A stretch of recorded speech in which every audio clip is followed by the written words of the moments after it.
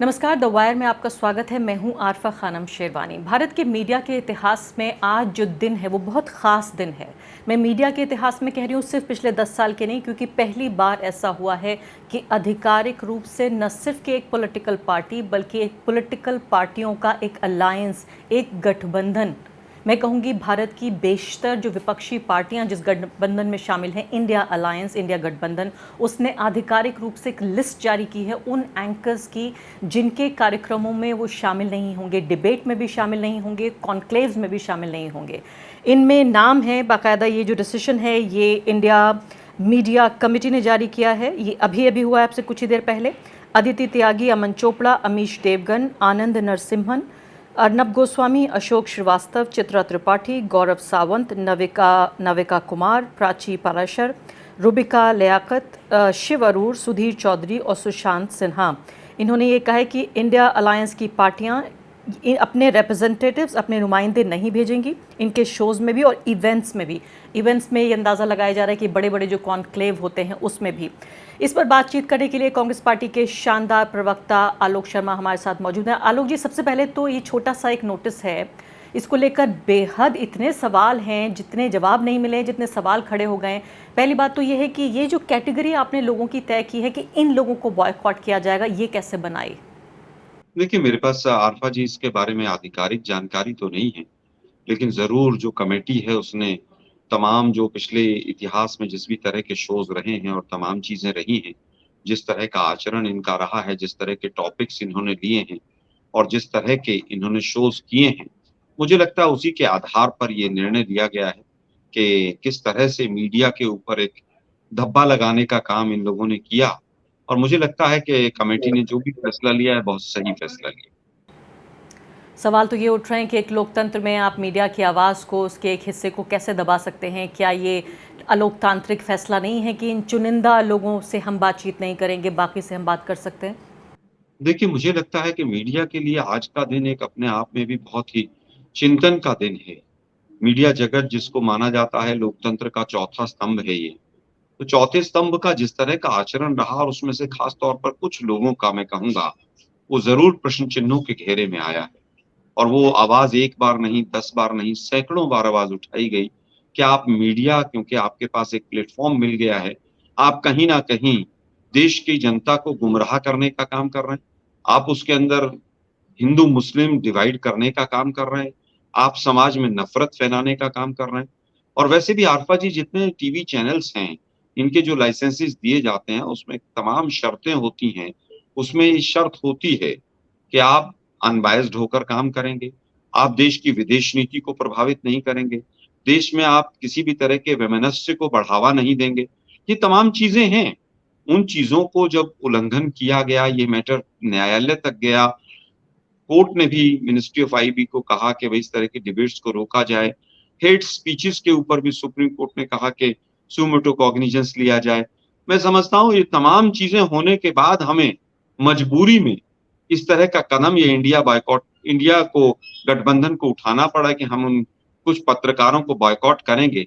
शायद वो बिल्कुल पूरी तरह से उन्होंने लोकतांत्रिक जो भी हमारा जो धरातल है, उसको पूरी तरह से विच्छेदित किया। आप क्या उम्मीद कर रहे हैं, हासिल क्या करना चाहता है इंडिया अलायंस? इलेक्शन से जो 6 महीने पहले 9.5 साल आपने बर्दाश्त किया, 6 महीने और बर्दाश्त कर लिया होता, क्या हासिल करना चाहते हैं? अगर मैं आपसे कुछ बिंदुओं में जानने की कोशिश करूं कि आप जो मीडिया की तस्वीर है, जो लैंडस्केप है, इसे किस तरह से बदलते हुए देखेंगे? देखिए, मुझे लगता है हमने तो पहले भी लगभग 10 महीने तक हमने पूरे मीडिया का बॉयकॉट किया कांग्रेस पार्टी ने।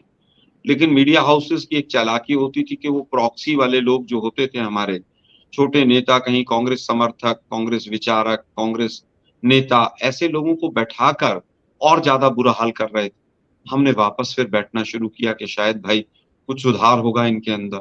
ऑफ़िशियली तक कंप्लेंट की हमने ऑन एयर तमाम एंकर्स को कहा कि आप जो कर रहे हैं वो लोकतंत्र के लिए किसी भी रूप में हितकर नहीं है। लेकिन किसी भी रूप में जब चीज़ नहीं मानी गई, 9.5 साल में हमने तमाम तरह के एक्सपेरिमेंट्स किए, इसमें ऐसी कोई वो बात नहीं है कि हमने नहीं किए। कांग्रेस पार्टी तो अभी भी लगभग 7-8 चैनल्स पर नहीं जाती थी। उसमें चाहे रिपब्लिक हो, चाहे वो नवभारत हो और तमाम चैनल्स ऐसे रहे जिनके ऊपर हम नहीं जाते थे। मीडिया और जनता इनके बीच में जब संवाद पैदा होता है और अगर मीडिया ही एक तरफा हो जाए, बायस्ड हो जाए, उसके कुछ लोग लोकतांत्रिक प्रक्रियाओं को बिल्कुल भूल जाएँ, लोकतांत्रिक मूल्यों को बिल्कुल खूंटी पर लटका के रख दें, तो मुझे लगता है कि फिर हमें मजबूरी में एक कदम उठाना पड़ा है कि हम वैसे हमेशा से प्रेस की स्वतंत्रता होनी चाहिए। मुझे याद है आरफा जी, हम आपके साथ राज्यसभा टीवी पर आते थे। 2010 से 14 तक एक स्वतंत्र माहौल था और आप हमसे तीखे से तीखे सवाल पूछती थी। 2G हो, कोलगेट हो, निर्भया हो, कांग्रेस से सब तीखे से तीखे सवाल पूछे गए। कांग्रेस ने तब किसी का बॉयकॉट नहीं किया। लेकिन लेकिन जिस तरह का अब सवाल ये पैदा हो रहा है, आपके जवाब से सवाल ये है कि आप ही कह रहे हैं कि समर्थक और सिंपैथाइजर जो लोग हैं वो तो अभी भी मौजूद हैं, वो बुला लेंगे, बिठा लेंगे आपकी जगह पर। अगर वो करेंगे, तो उसका भी कोई रास्ता निकाला जाएगा। और अगर चैनल्स उस तरह के करेंगे, मान लीजिए एक एंकर को हमने बॉयकॉट किया है, हम दूसरे को भी गेस्ट नहीं देंगे फिर। अगर वो इस तरह की चीजें करेंगे तो सख्ती से निपटा जाएगा, इसमें कहीं कोई दो राय नहीं है। और ये काम बहुत पहले होना चाहिए था। कांग्रेस पार्टी की तरफ से मुझे याद है कि एक न्यूज़ चैनल का ताल ठोक के शो आता था, 2 ढाई साल तक बैन रहा वो। और ये एंकर्स की लिस्ट देख रहा था, वास्तव में बहुत मेहनत करके किसी ने बनाई है। ज़रूर इसमें पूरी तरह से रिसर्च की गई है कि कौन-कौन किस तरह के शो करते हैं। कुछ लोग तो ऐसे थे जो 2-3 नाम शुरू के हैं, ऐसा लगता था कि बिल्कुल बीजेपी ही इनको तनख्वाह देती है और बीजेपी के लिए ही ये गला फाड़ते हैं। लेकिन यहाँ थोड़ी-सी हैरानी ये हो रही है कि आप उन लोगों को निशाना बना रहे हैं जो किसी और के लिए काम करते हैं। ये बात मालिकों से क्यों नहीं की गई? ये बात उन लोगों से जो उनके एम्प्लॉइज़ हैं। मैं कह रही हूँ न्यूज़ चैनल्स की अपनी एक संपादकीय नीतियाँ होती हैं, एडिटोरियल पॉलिसीज़ होती हैं। आपको लगता है कि क्या ये एंकर्स उस चैनल की एडिटोरियल पॉलिसीज़ से अलग हट के काम कर रहे थे? ये तो अपने आकाओं के गुलाम हैं, तो आकाओं से क्यों नहीं बात की गई? आरफा जी, मुझे लगता है कि दोनों चीज़ें रहीं। आकाओं ने भी घुटने टेके हैं बहुतों ने, और बहुत से आका तो हैं ही भाजपाई, और बहुत से लोग ऐसे हैं जो मजबूरी में भी कर रहे हैं। लेकिन इतना भी ज़रूर है कि बहुत से एंकर्स ऐसे हैं जो आकाओं से भी बड़े हो गए थे। आकाओं से भी बात की गई, आकाओं से भी विचार-विमर्श किया गया। उन्होंने कई बार कहा गया कि हमारी कुछ मजबूरियाँ हैं, कुछ लोगों को लेकर। मुझे लगता है शायद मैं अपनी बात खुलकर उतना नहीं कह पाऊँगा, लेकिन दबाव पूरा था। कई आकाओं से बड़े एंकर्स हो गए थे। 10 दिन में वहाँ नौकरी छोड़ते थे, दूसरी जगह पकड़ लेते थे। कौन उनको नौकरी दिलवाता था, कौन छुड़वाता था। बड़े-बड़े प्राइम शो उनको एकदम तुरंत मिल जाते थे। दुनिया भर की बेरोज़गारी मीडिया जगत में है। एक न्यूज़ चैनल ने 200 के करीब एम्प्लॉयी निकाल दिए, लेकिन जो लोग आका के ख़ास थे वो लोग रह गए। जो लोग बीजेपी के ख़ास थे उनमें से किसी की नौकरी नहीं गई। तो पूरी तरह से कहीं न कहीं आकाओं के ऊपर दबाव था। आका भी कई जगह लालच में थे।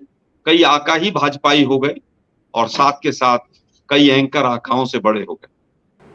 आप झिझक रहे हैं लेकिन मैं नहीं झिझकूंगी। अब ये समझिए आपके किसी की भी पत्रकारिता को लेकर वो कितना खांटी का पत्रकार है, कितनी बेहतरीन वो समाज और राजनीति पर पकड़ रखता है, सब करके नहीं, बल्कि हमने देखा है पिछले 10 साल में आलोक जी कि सीधे प्रधानमंत्री कार्यालय से, गृह मंत्रालय से, सूचना मंत्रालय से बाकायदा जो है लोगों तक पहुंच रहे हैं संदेश कि आप इन साहब को ले लीजिए और इन साहब को निकाल दीजिए। हमने खुद अपने सामने ये शबो रोज़ ये तमाशा होते हुए देखा है। चलिए, आंखें खुली कांग्रेस पार्टी की, ये तो अच्छी बात है, लेकिन एक शिकायत ज़रूर इस बात को लेकर हो रही है कि जब देश के सबसे कमज़ोर तबकों में से एक मुस्लिम समुदाय के ऊपर पिछले 9.5 साल से बाकायदा उसको डीमोनाइज़ किया जा रहा था, शैतान बनाया जा रहा था, इस हद तक हो गया कि बदतरीन बीमारी पेंडेमिक कोरोना के लिए पूरे तरीके से ज़िम्मेदार मान लिया गया। इस हद तक हो गया कि ट्रेनों में, बसों में उनके ऊपर हमले हो रहे थे, देश का दुश्मन बनाया गया। तब कांग्रेस पार्टी, इंडिया अलायंस जो अब बना है, चलिए कांग्रेस पार्टी पहले की है, वो खामोश रहे। लेकिन जब अपने ऊपर बात आ गई, जब कांग्रेस को भी, इंडिया अलायंस को भी देश का दुश्मन बनाने की कोशिशें करने लगे न्यूज़ चैनल, तब जाके आंख खुली। नहीं, ऐसा नहीं है। मैं आरफा जी आपकी बात से सहमत नहीं हूँ।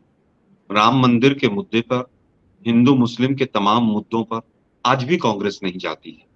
जब तक हमने इनको बैन नहीं किया, उससे पहले भी कल 3 दिन से सनातन के ऊपर डिबेट्स हो रहे हैं टीवी चैनल्स पर। कांग्रेस आधिकारिक प्रवक्ता नहीं भेज रही है। तमाम, चाहे वो तबलीगी जमात का रहा हो, अगर किसी ने आवाज़ उठाई सबसे पहले तो आलोक शर्मा था उसमें।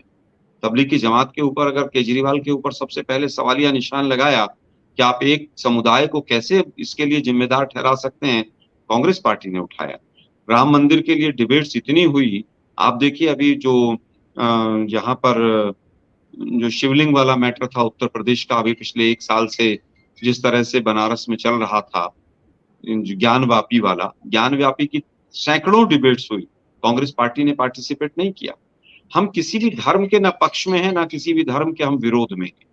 हमें ये लगता है कि जो भी डिबेट, जो भी विषय समाज के अंदर वैमनस्य पैदा करता है, विभाजन पैदा करता है, उसको अवॉइड किया जाना चाहिए, और कांग्रेस ने हमेशा अवॉइड किया। अमन चोपड़ा जैसे लोगों को हमने पहले से ही बायकॉट किया हुआ था। तमाम ऐसे एंकर्स रहे जिनको हमने पहले से बायकॉट किया है। मैं आपकी बात से थोड़ा-सा इस मामले में सहमत नहीं हूँ। कांग्रेस पार्टी ने हमेशा से धार्मिक सौहार्द बना रहे और उसी के आधार पर हम आगे बढ़ें, हमने हमेशा प्रयास किया।